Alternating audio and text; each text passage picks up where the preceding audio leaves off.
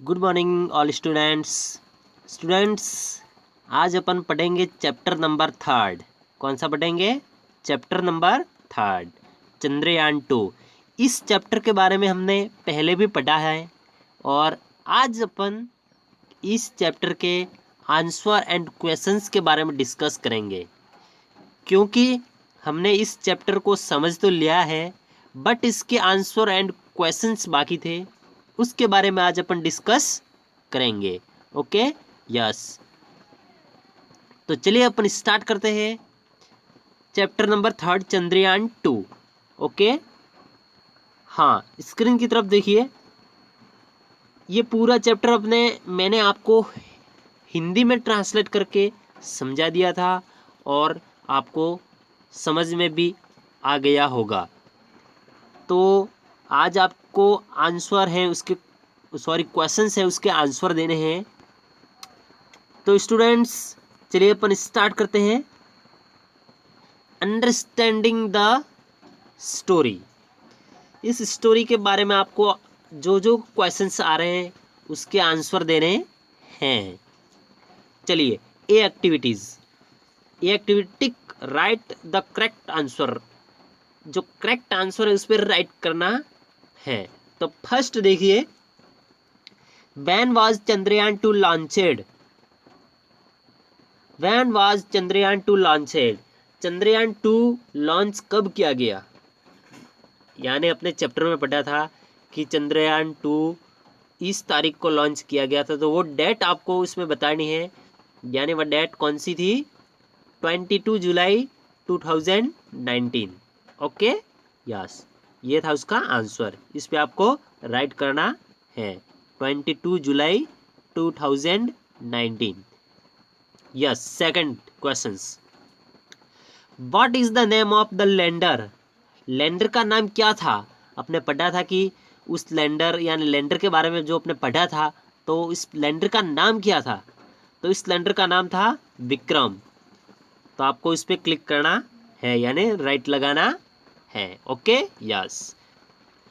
Question number 3, ये activities का। Okay, yes, ध्यान से सुनना हो स्टूडेंट्स।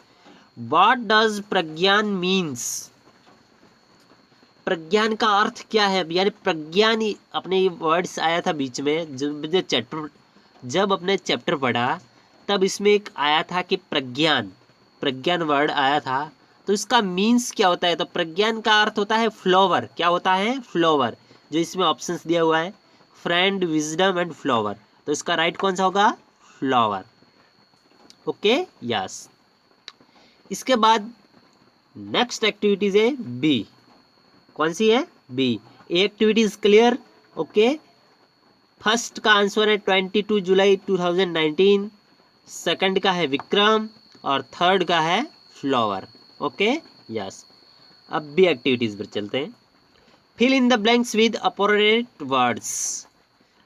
आप ये उसको वर्ड्स फिल करना है, जैसे खाली जगह आपको बताई हुई है, इसमें आपको फिल करना है।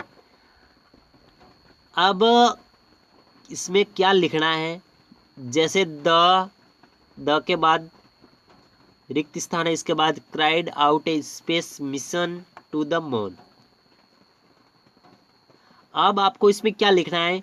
ये आपको जो अपने चैप्टर पढ़ा इसी बुक में से ढूंढकर इसको यहाँ पर लिखना है और ये ऑलरेडी इस बुक में है। यानी ये खाली जगह है वो आपको बुक में से भरनी है और बुक में ये 100% मिल जाएगी। आपको सर्च करनी है।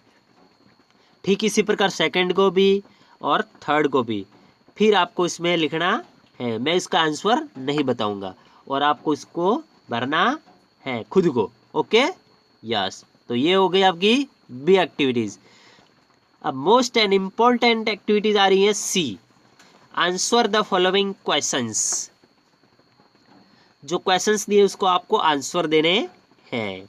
अब आंसर मैं आपको बताऊंगा और आपको ध्यान से सुनकर लिखना है। तो चलिए, question number first, which organization developed Chandrayaan 2 and from where what it launched? किस संगठन ने चंद्रयान विकसित किया? डेवलप यानी किस ऑर्गेनाइजेशन यानी संगठन होता है, किस संगठन ने चंद्रयान 2 डेवलप यानी बनाया? And from where was it launch, और इसे कहाँ से लॉन्च किया गया था? अब आपको इसका आंसर देना है।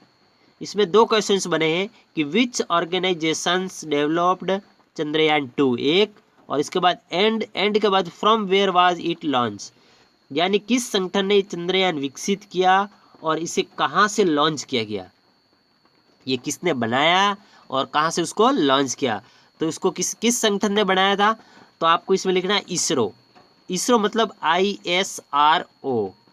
क्या लिखना है? ISRO। ये उसकी फुल फॉर्म, शॉर्ट फॉर्म में आपको इसको फुल फॉर्म में लिखना है, इंडियन स्पेस रिसर्च ऑर्गेनाइजेशन। फिर इसके बाद लिखना है डेवलप्ड चंद्रयान 2, यानी इसरो ने चंद्रयान 2 को बनाया था। और ये कहाँ से लॉन्च किया गया? तो आपको लिखना है it was launches from Satish Dhawan space centre in Sriharikota island. और ये ऑलरेडी आपको बुक में दिया हुआ है, उसको देख देख कर आपको इसका आंसर लिखना है। अब मैं इसको एक बार और आंसर आपको क्लियर बता देता हूँ। फर्स्ट का आंसर आपको लिखना है ISRO इसरो डेवलप्ड चंद्रयान 2, ये फर्स्ट क्वेश्चन का हो गया।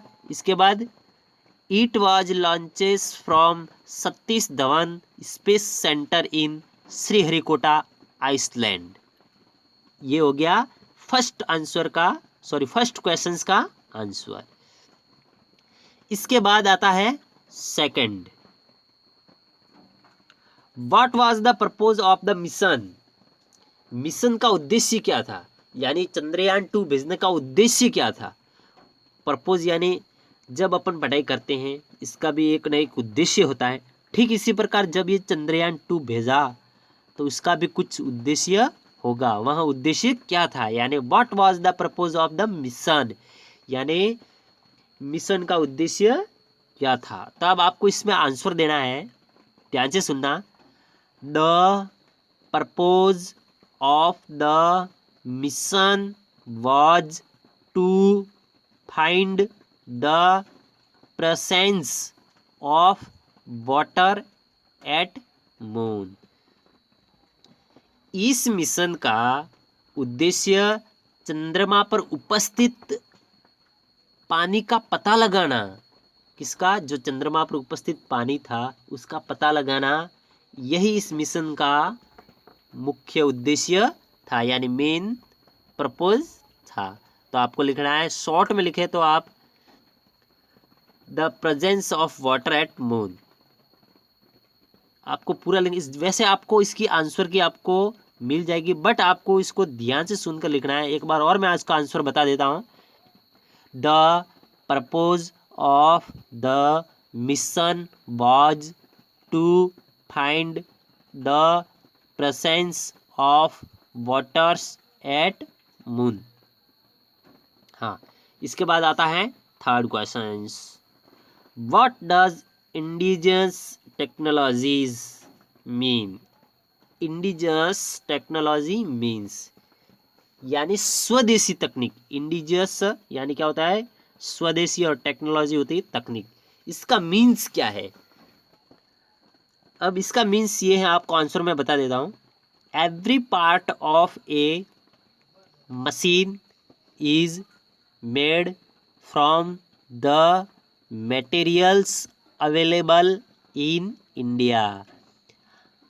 इसका अर्थ ये होता है कि स्वदेशी तकनीक का अर्थ ये होता है, इसकी जो चंद्रयान 2 बनाया था, मेड इन मटेरियल यानी उसके पूरा मटेरियल इंडिया में अवेलेबल था, यानी किसी देश की सहायता नहीं ली गई। ये मैंने आपको चैप्टर में भी समझाया है, यानी पूरा मटेरियल था वो अपने इंडिया में अवेलेबल था, इसलिए machines made from the India यानी इंडिया में बनाई गई थी। हाँ, इसके बाद आता है लेट्स लर्न ग्रामर। हाँ देखिए, अब इसके अपने जो मेन कंपल्सरी यानी था वो तो थी ये तीनों एक्टिविटीज ए बी एंड सी। ये अपने स्टोरी के बारे में बताया है। जैसे आपने स्टोरी पढ़ी, इसका आंसर एंड क्वेश्चंस इसी में है। अब इसके बाद आता है, वो आता है नेक्स्ट ग्रामर आती है। अब ग्रामर में आपको क्या करना है, देखिए, a noun that can not be seen और टच्ड। ध्यान से सुनना, a noun that can not be seen और टच, एक संज्ञा जिसे देखा या छुआ नहीं जा सकता, उसको देख भी नहीं सकते और छू भी नहीं सकते, but can only be felt of experienced, लेकिन केवल उसे महसूस किया जा सकता है।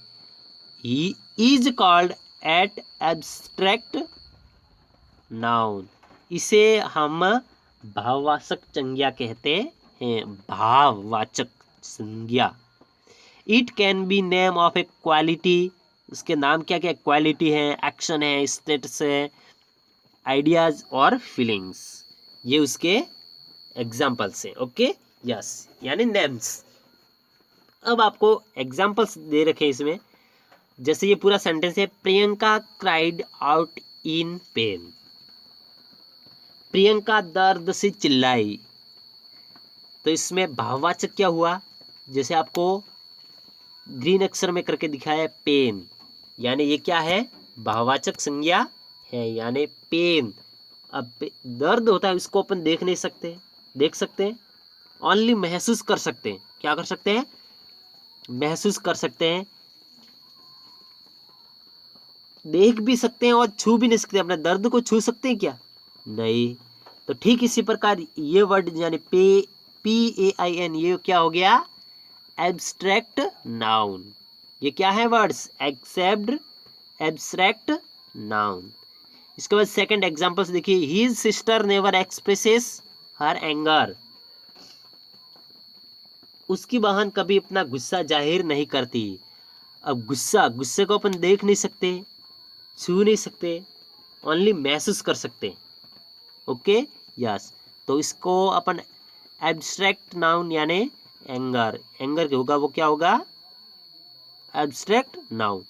अब डी एक्टिविटीज इसी में है, एब्स्ट्रैक्ट नाउन के बारे में है डी एक्टिविटीज। देखिए ध्यान से सुनना, underline the abstract nouns and uncircle the nouns that you can see and touch in the sentences given below. अब जो आपको ये सेंटेंस दिया हुआ है, इसमें अंडरलाइन करना है the abstract noun. Abstract noun पे क्या करना है, अंडरलाइन, और बाकी जो वर्ड है उसको अनसर्किल, यानी उसमें कुछ नहीं करना है। तो चलिए अपन फर्स्ट सेंटेंस देखते हैं। My dream is to become a singer. क्या है, my dream is to become a singer, मेरा सपना एक गायक बनने का है। अब इसमें एब्स्ट्रैक्ट वर्ड्स क्या हो गया, ड्रीम, क्या हुआ है, DREAM, ड्रीम यानी सपना। तो ये क्या है, एब्स्ट्रैक्ट नाउन। तो ड्रीम के नीचे आप अंडरलाइन कीजिए। Okay, yes. ठीक इसी प्रकार second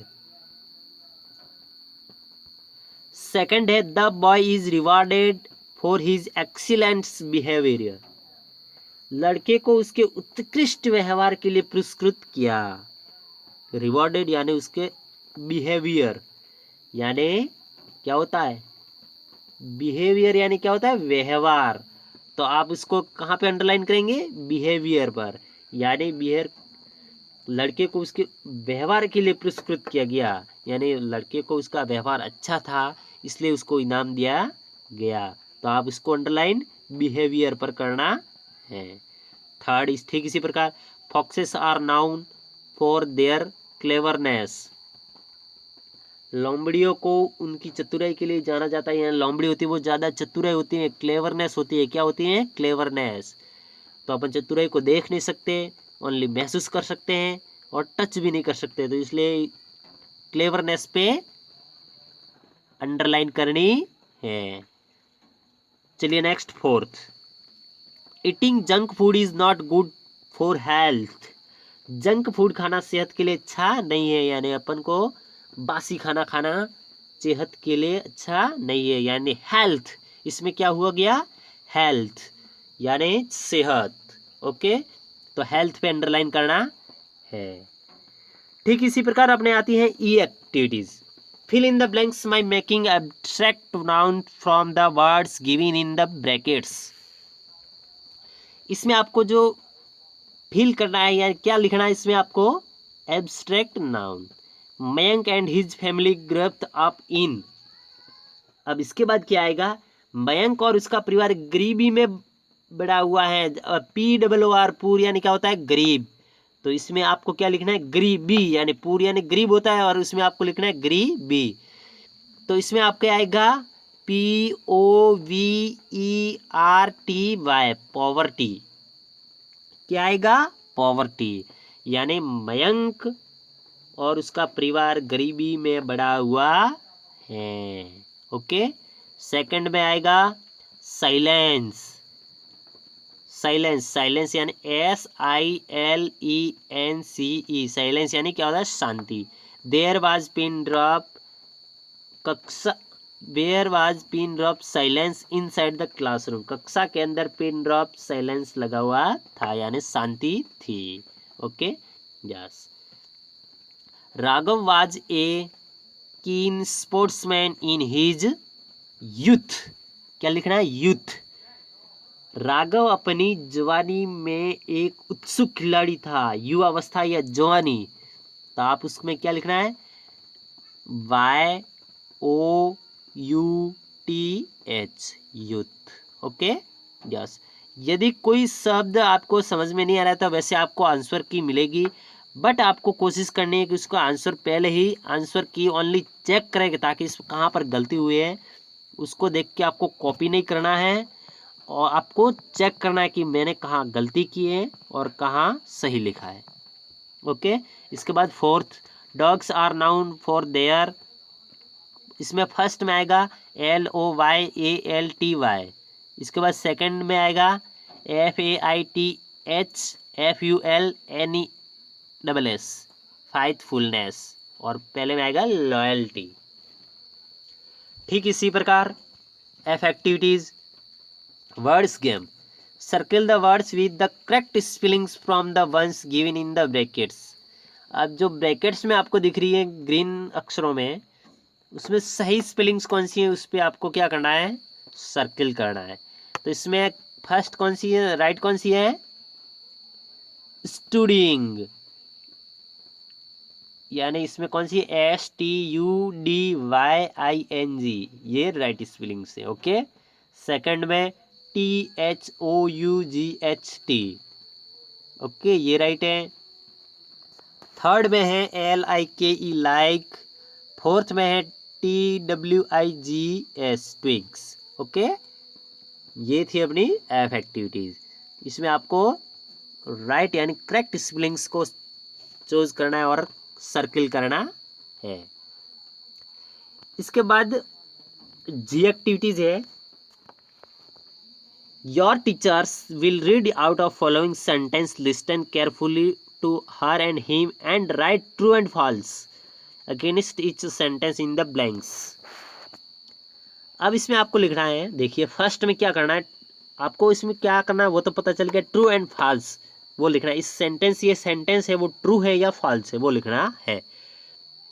the name India in derived from the river Indus. Indus river derived India, यानी ये इंडस रिवर इंडिया में चलती है। यस, तो ये क्या हो गया, true. The Christmas is celebrated on December 25। Yes, ये राइट है, यानी क्या हो गया, ट्रू। ऑक्टोपस हैज 6 लेग, यानी ऑक्टोपस के 6 पैर नहीं होते हैं, तो ये क्या हो गया, false. We should eat a lot of junk food, अपन को बहुत सारा जंक फूड खाना चाहिए, नो, तो ये क्या हो गया, फॉल्स। फिफ्थ है sleeping late at night helps us to get up early in the morning. यानी आप नाइट को रात को लेट सोओगे तो सुबह मॉर्निंग में जल्दी उठोगे? इम्पॉसिबल। तो ये क्या हो गया? फॉल्स। ठीक इसी प्रकार अब इसके बाद आता है लेट्स स्पीक्स। ये तो स्पीक से यानी टू स्टूडेंट्स होते हैं, जैसे मोहन रोहित, वो आपस में स्पीक यानी बातें करते हैं। अब इसके बाद आर्ट ऑफ राइटिंग। इसमें आपको ये पिक्चर्स दिख रही है और ये क्वेश्चंस दिए हुए हैं। विच पैलेस इज दिस, यानी ये पैलेसेस दिख रहा है, ये कहाँ का है? तो आपको ये लग रहा है ये मेला लगा हुआ है, तो वॉच पैलेस इज दिस, यानी इसके आंसर आपको लिखना है। वैसे आपको आंसर की में उसके आंसर पूरे मिल जाएंगे। ओके स्टूडेंट्स, तो ये था अपने आज चैप्टर नंबर 3 ये कंप्लीट हो चुका है। अपन नेक्स्ट लेंगे 4th चैप्टर। ओके, तो स्टूडेंट्स आपका होमवर्क क्या रहेगा वो आपको मिट्सी और पेरेंट्स ऐप पर मिल जाएगा, और इस आंसर एंड क्वेश्चंस की आंसर की आपको भी वो भी आपको मिट्सी और ऐप पर दे दी जाएगी, ताकि आपको चेक करना है वो आंसर की कब आपको मिलेगी, यानी क्लास समाप्त होने के पश्चात लगभग 1 या 2 बजे के आसपास मिलेगी, ताकि आप पहले उसको भर लो। यानी सभी पूरे आपको बुक में भरना है। फिर इसके बाद आपको उसमें जो रॉन्ग है, यदि रॉन्ग है तो उसको क्लीन करके दोबारा लिखना है। पेंसिल से बुक में भर दो। फिर आपको नोटबुक में क्या करना है वो आपको होमवर्क वो आपको होगा, और उसको आपको 5 बजे सबमिट करवाना है। तो thank you students, bye bye.